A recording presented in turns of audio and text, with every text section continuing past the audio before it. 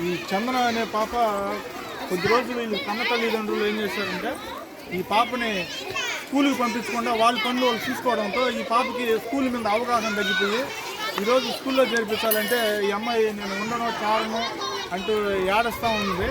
కానీ ఈ అమ్మాయికి కొంచెం కౌన్సిలింగ్ ఇవ్వడంతో ఈ అమ్మాయికి భవిష్యత్తు కౌన్సిలింగ్ ఇవ్వడంతో మారిపోయి ఈరోజు నాడు చదువుకుంటానని చెప్పడం జరుగుతుంది. ఈ అమ్మాయి ఈరోజు ప్రిన్సిపల్ దగ్గర తీసుకుపోయి ఈ అమ్మాయిని స్కూల్లో చేర్పించడం జరుగుతుంది.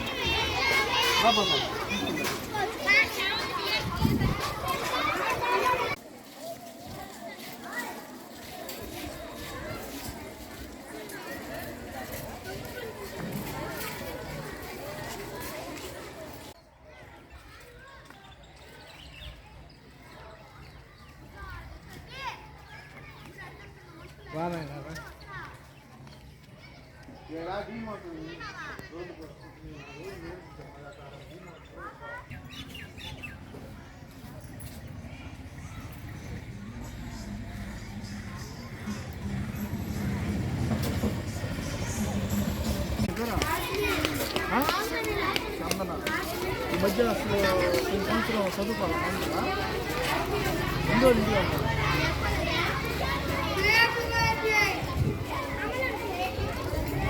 రెండు వారాలు దగ్గర అక్కడ మీ అమ్మ పని కాకుండా నేను పట్టించుకోవాలా మీ పాటి మీ ఇంటికి ఉందా. ఇప్పుడు నేనేం చెప్తానంటే నీకు అలవాట్లేదని చెప్పి ఏడవబాక. ఇక్కడ అంతా మన పిల్లలే చూడు ఎంతమంది ఉన్నారు చూడు అంతా ఎవరు అందరూ ఆడపిల్లలే. నువ్వు ఏడ్చి ఇది బాక నీకు ఏం కావాలి వారం వారం మీ అమ్మ వస్తుంది. టీచర్ నెంబర్ ఉంది కదా టీచర్కి నెంబరు మీ అమ్మ నెంబర్ ఇచ్చిపోతాం నా నెంబర్ ఇచ్చిపోతా. ఈ రెండు నెంబర్ నీకు ఎప్పుడు కావాల్సింటే అప్పుడు టీచర్కి పోయేసి మా అమ్మకి ఫోన్ చేయంటే ఫోన్ చేపిస్తారు మాట్లాడు. సరే నీకు వారం అయ్యింది నువ్వేం ఫుడ్ తింటావో చెప్పు. అమ్మా నేను తింటా నాకు ఇష్టమైన ఫుడ్ ఇది అర్థమైందా. ఈరోజు నాకు చేపల కూర కావాలో లేకపోతే చికెన్ కావాలో అర్థమైందా లేదంటే ఆకుకూర కావాలో ఏదో చెప్తే మీ అమ్మ వండుకొచ్చి నీకు పెడుతుంది అర్థమైందా. ఇప్పుడు చెప్పు స్కూల్లో జాయిన్ అవుతావా జాయిన్ అయి చదువుకుంటావు కదా. ఇందాక దాకా ఎందుకు ముందు చేస్తున్నావు ఏం చేస్తున్నావు చదువుకున్నాను. సరే ఓకేనా నా మాట ఉండవు కదా ఖచ్చితంగా నేను ప్రిన్సిపల్ దగ్గర తీసుకెళ్తాను. హ్యాపీగా మంచి పిల్లలు అని చెప్పి మంచి పేరు తెచ్చుకోండి అందరిలో అర్థమైందా. రా పాప ఇట్లా అమ్మాయి అట్టా వీళ్ళందరూ మన పిల్లలు అనమాట సరేనా బాగా ప్రిన్సిపల్ పిల్లల భవిష్యత్తు కూడా ఒక రోజుకి ఒక గంట సేపు అన్నా వాళ్ళ భవిష్యత్తు ఆలోచిస్తే పిల్లల భవిష్యత్తు మెరుగుపడుతుందని చెప్పి నేను పిల్లల కన్న తల్లిదండ్రులకి ఈ విధంగా చెప్పుకోవడం జరుగుతుంది.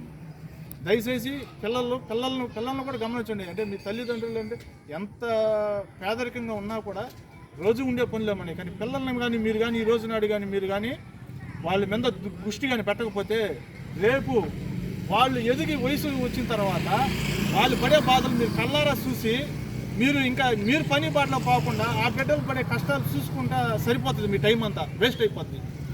అట్లా కాకుండా ఈరోజు నాడు స్కూల్ చదివే వయసులో పిల్లల్ని స్కూల్లో చదివించుకుంటే మీకు ఆ కష్టాలు ఏం రావు. వాళ్ళ బాధ్యతలు వాళ్ళే చూసుకుంటారు. ఈ విధంగా ప్రతి ఒక్కరూ ఇప్పుడు కూడా ఏంటంటే మేము ప్రతి ఒక్క స్కూల్లో పర్యటించి ఆధార్ కార్డులు స్కూళ్ళల్లో కూడా ఆధార్ కార్డులు లేకుండా చాలా మంది ఉంటున్నారు. అలాంటి వాళ్ళకి కూడా ఆధార్ కార్డులు చేపిస్తున్నాం. అలాగే స్కూల్ టీచర్స్ కూడా మీ స్కూళ్ళల్లో పిల్లలు కానీ ఉంటే ఆధార్ కార్డు లేకుండా వాళ్ళు కూడా మా నెంబర్కి ఫోన్ చేసి చెప్తే మేము ఆధార్ కార్డులు తీస్తామని చెప్పి చెప్పడం జరుగుతుంది. అదేవిధంగా ఈ పిల్లలు స్కూల్లో అంటే మీ పిల్లలు కూడా కన్న తల్లిదండ్రుల పిల్లలు కూడా ఇళ్లలో ఉంటే అంటే మీకు రాలేక తీరిక లేకుంటే మీకు స్కూళ్ళు తెలియక హాస్టల్స్ తెలియక ఈ విధంగా ఉంటే మా నెంబర్ చెప్తాము 9381177450 నెంబర్కి ఫోన్ చేస్తే మా పిల్లలు ఉన్నారు సార్ మాకు ఎక్కడో తెలియదు మా పిల్లల్ని కూడా తీసుకొచ్చి చదివించమంటే మిమ్మల్ని కూడా మేము తీసుకొచ్చి మీకే ఛార్జీ డబ్బులు పెట్టుకొని మేము తీసుకొచ్చి ఇలాంటి స్కూల్లో మేము చేర్పించగలుగుతామని చెప్పి మేము పిల్లల కన్న తల్లిదండ్రులు కూడా చెప్పుకోవడం జరుగుతుంది. ఈ చందన అనే పాప కొద్ది రోజులు వీళ్ళు కన్న తల్లిదండ్రులు ఏం చేశారంటే ఈ పాపని స్కూల్కి పంపించకుండా వాళ్ళ పనులు వాళ్ళు చూసుకోవడంతో ఈ పాపకి స్కూల్ మీద అవగాహన తగ్గిపోయి ఈరోజు స్కూల్లో చేర్పించాలంటే ఈ అమ్మాయి నేను ఉండను కారణం అంటూ ఏడుస్తూ ఉంది. కానీ ఈ అమ్మాయికి కొంచెం కౌన్సిలింగ్ ఇవ్వడంతో ఈ అమ్మాయికి భవిష్యత్తు కౌన్సిలింగ్ ఇవ్వడంతో మారిపోయి ఈరోజు నాడు చదువుకుంటానని చెప్పడం జరుగుతుంది. ఈ అమ్మాయి ఈరోజు ప్రిన్సిపల్ దగ్గర తీసుకుపోయి ఈ అమ్మాయిని స్కూల్లో చేర్పించడం జరుగుతుంది.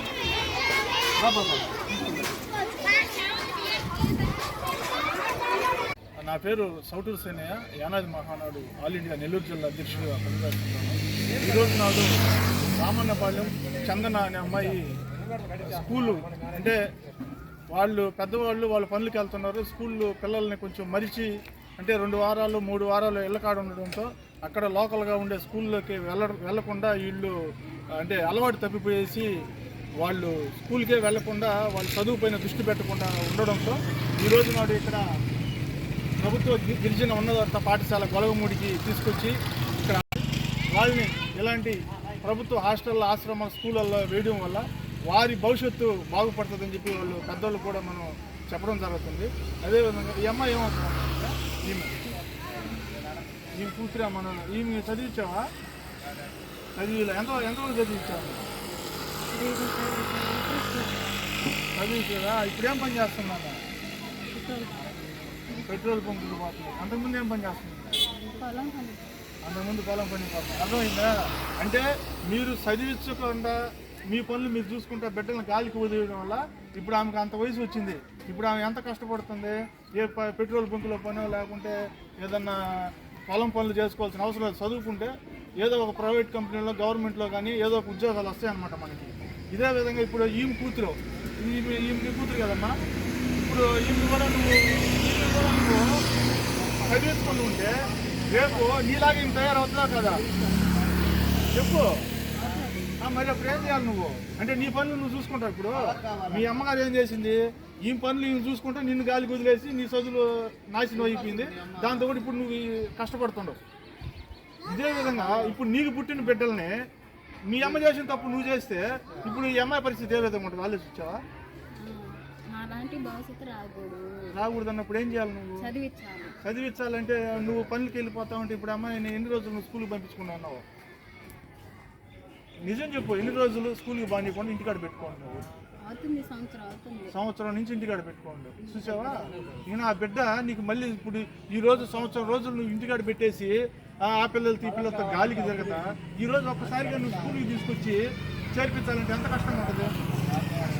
అంటే అది ఎవరు అలవాటు చేయాలా? పిల్లలకి పెద్దవాళ్ళు కదా అలవాటు చేయాలా? ఇప్పుడు అదే కదా, ఇప్పుడు మీ అమ్మ చేసిన తప్పు నీవు బలి అయిపోయావు. ఇప్పుడు అదే తప్పు నువ్వు చేయకూడదు కదా, నీకు ఆలోచన రావాలి. ఈ విధంగా మా అమ్మ చేసిన తప్పుకి నేను బలి అయిపోయాను, ఇప్పుడు అదే పరిస్థితి మా బిడ్డకు రాకూడదు అన్నప్పుడు నువ్వు ఏం చేయాలా? మీ పనులు ఆపుకొని మీ పనులు చూసుకుంటేనే బిడ్డలు చదివించుకునే విధంగా చేయాలి. ఇప్పుడు అక్కడికి వచ్చావు, ఎంత టైం పట్టింది నీకు? 1 గంట అన్నా పట్టి ఉంటుందా? మరి ఇప్పుడు సంవత్సరాలు పొడుగుతా మీరు ఆ విధంగా మీ పనులు ఇవి చూసుకునే బదులు 1 గంట ఒక పిల్లల భవిష్యత్తు మీద ఆలోచన చేస్తే ఈ పని ఇప్పుడు వచ్చావు 1 గంట అయింది, బిడ్డన ఇక్కడ స్కూల్లో జరిపించేసి తర్వాత నీ పనులు నువ్వు చూసుకో. ఈ విధంగా ఏం బాబా ఫస్ట్ వచ్చినప్పుడు ఏమనిపించింది? ఇక్కడ భయం అనిపించింది. ఇప్పుడు నేను చెప్పిన తర్వాత ఏమనిపిస్తుంది? ఉండాలనిపిస్తుందా? ధైర్యం ఉండాలి కదా, నీకేం ఇబ్బంది లేదు. ఇక్కడ స్కూల్ టీచర్స్కి అస్సలు ఇక్కడి నుంచి గబక్కన వాళ్ళ పిల్లలు వీళ్ళ పిల్లలు మాట్లాడి పారిపోవాలని కొంతమంది ఏంటంటే గబక్కన ఇవి చెప్పుకుంటారు అనమాట. వాళ్ళేం పారిపోరు, వాళ్ళు బాగానే ఉంటారు. ఈ విధంగా పారిపోకుండా మీకు ఏదైనా ఇబ్బంది జరిగింది అంటే ఇక్కడ ప్రిన్సిపల్ గారు ఉంటారు, స్కూల్ టీచర్ గారు ఉంటారు. వాళ్ళకి చెప్పండి విషయం, మేడం నాకు ఈరోజు నాకు ఈ విధంగా ఇబ్బంది ఉంది, అలాంటి పిల్లలు ఇబ్బందిగా ఉందంటే వాళ్ళు చెప్తే పెద్దవాళ్ళకి ఫోన్ చేస్తారు. ఇప్పుడు మీ అమ్మ ఉంది కదా, మీ అమ్మ నెంబర్ కూడా ఉంటుంది. టీచర్కి ఫోన్ చేసి మేడం మా అమ్మతో మాట్లాడాలంటే మాట్లాడిస్తారు. అర్థమైంది? అప్పుడు మీ అమ్మకి చెప్పండి విషయం, మేము వస్తాం, అప్పుడు నీ సమస్య క్లియర్ చేస్తాం. అంతేగాని మీరు బాధపడిపోయేసి ఇక్కడ స్కూల్లో బాగలేదు అయ్యి లేదు ఈ విధంగా చెప్పుకోకూడదు. అర్థమవుతుందా? ఏదైనా కానీ మీకు ఏ సమస్య వచ్చినా కానీ ఫస్ట్ స్కూల్ టీచర్కి చెప్పుకోవాలి, లేదా స్కూల్ టీచర్కి చెప్పుకొని మీ తల్లికి ఫోన్ చేయమని చెప్పాలి. తర్వాత మీ తల్లికి చెప్పుకోవాలి. అర్థమైందా అమ్మా? సరేనా? చక్కగా చదువుకుంటారు కదా, ఓకే.